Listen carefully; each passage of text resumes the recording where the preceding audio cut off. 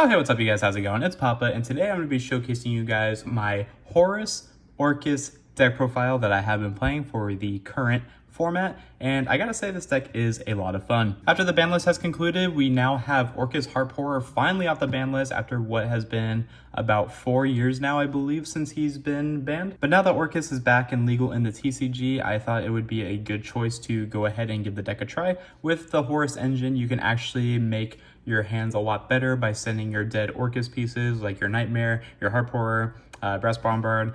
I'm just spoiling the deck profile at this point. You can make all those cards just come out of your hand now that you have cards like King Sarcophagus, now that you have cards like Imseti.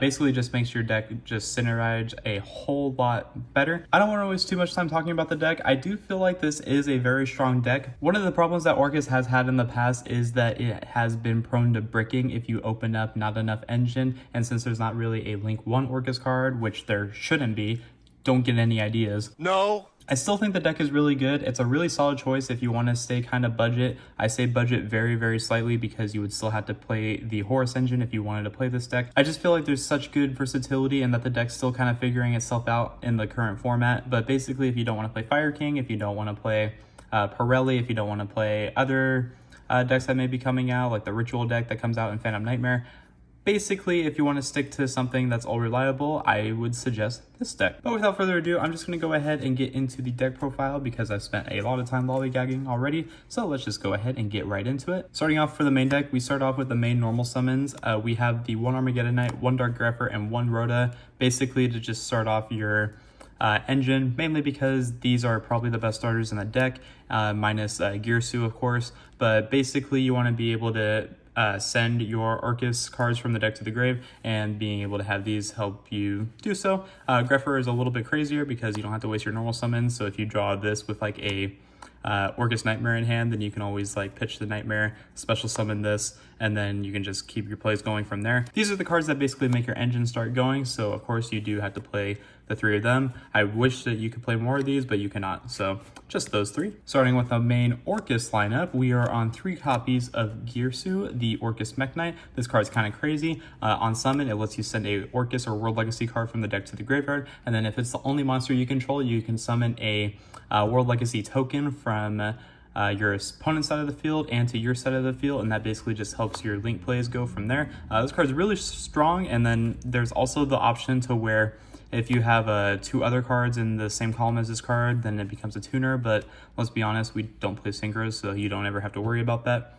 But that's going to be it for Girsu. We are on 3 copies of Orcust Nightmare. Of course, you have to max out on this one. This one's probably the best card in the deck, minus Harp, of course, but honestly, Orcust Nightmare, just being able to send whatever missing Orcust card that you need to the graveyard is just very beneficial, so you have to max out on him.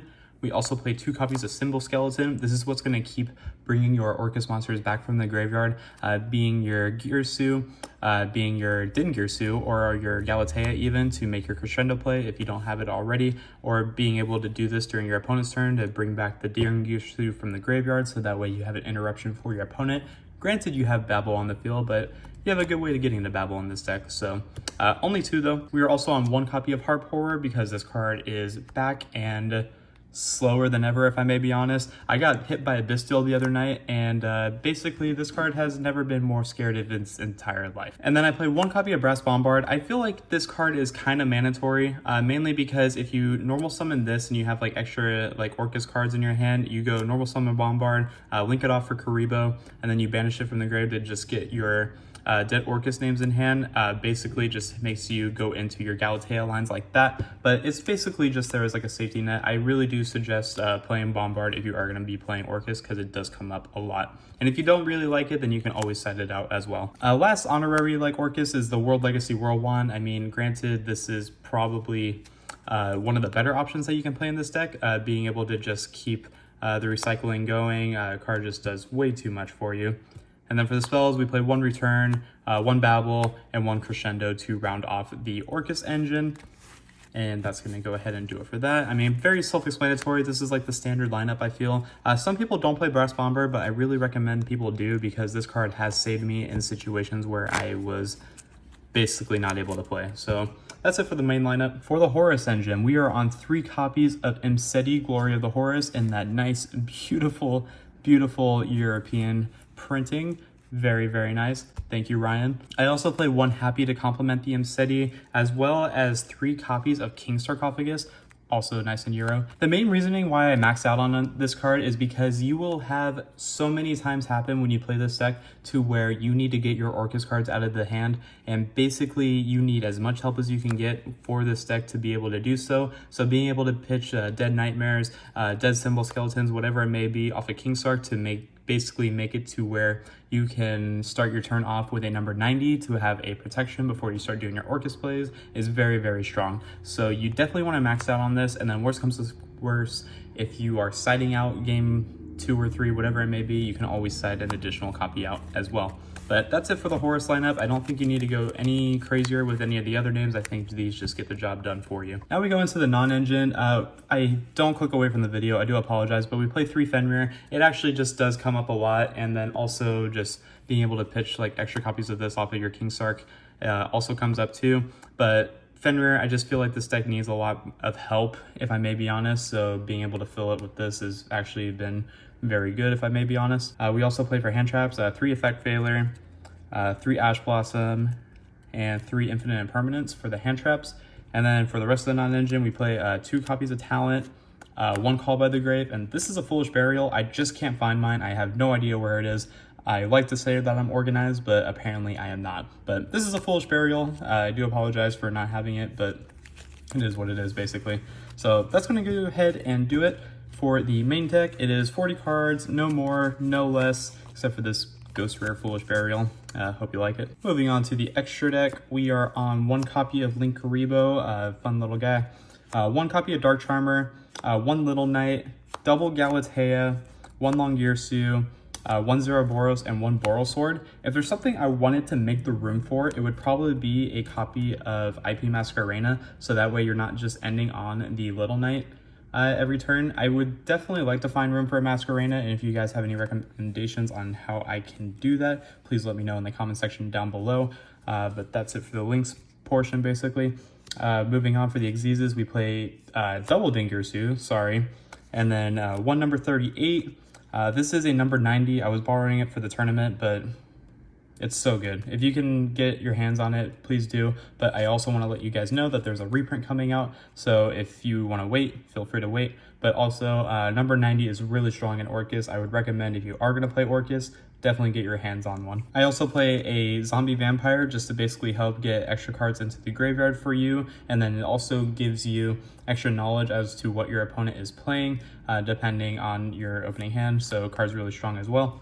And then I play 1 Zeus, 1 Typhon to round off the extra deck. Basically, I think the most cuttable card that you see here would probably be the zombie vampire, if I may be honest. Mainly because it doesn't come up so much game 1. Mainly because I found myself making number 90 more often as opposed to the zombie vampire. Just because the number 90, if you have like God to your hand, you can go ahead and just use the number 90 and then start doing your Orcust combos just completely uninterrupted, since the number 90 acts as like your monster negate. So it just helps you out significantly more than zombie vampire. So if anything, you could probably take out this for a Masquerena if you want, or you could play a second Little Knight, whatever it may be. It's all just up to preference. But that's going to go ahead and do it for the extra deck. I feel like everything else is self-explanatory. You can't really play Axis Code Talker in this extra deck, which kind of like makes me sad, but you do get dark locked, and also like your main links are dark. You know, actually all of them are dark, so definitely can't play Axis Code. Sorry, but not sorry. Moving on to the side deck, we are on 3 copies of Droll and Lockbird. This should be very self-explanatory. I feel like it's so needed. Really strong against Fire King, really good against Infernoble, really good against Pirelli. This card just has so many good usages. 3 copies of Ghost Bell. I also feel like you should be playing Ghost Bell this format. So strong against Runic, so strong against Fire Kings as well. It's really, really good, this format. I really hope that you guys do want to play it because it just does so much work. It's also really good against Labyrinth. It just has so many good usages. You could argue about putting this in the main deck as well if you wanted to, but for right now, she's just sticking on the side, but she has been very, very good. Lastly, we are playing 3 copies of Nibiru. Self-explanatory, card puts in a lot of work. 1 Feather Duster, 2 Lightning Storm, and then lastly I play 3 Anti-Spell, mainly because we are trying not to lose to Runic and Fire King. But that's going to go ahead and actually do it for the deck profile, guys. I know it's a little bit of a longer one, but I do feel like this deck is still a lot of fun to play. It can definitely still compete. I definitely don't recommend probably playing this for a YCS, if I may be honest. I think if you wanted to go to like a regional, but definitely your locals, of course, you can go ahead and play this deck. It just does not have a really good grind game, if I may be honest. Granted, I feel like there's just better options, but I honestly do like the deck a lot still, mainly just because of the versatility, because of the non-engine that you can play, and then also just, it's good to have Heart back, if I may be honest. I mean, I didn't think that the card would ever come back because Konami is just so specific about their ban list, but that's going to go ahead and do it for the deck profile, guys. Let me know what you thought, and until next time, this has been Papa, and I will catch you all in my next video.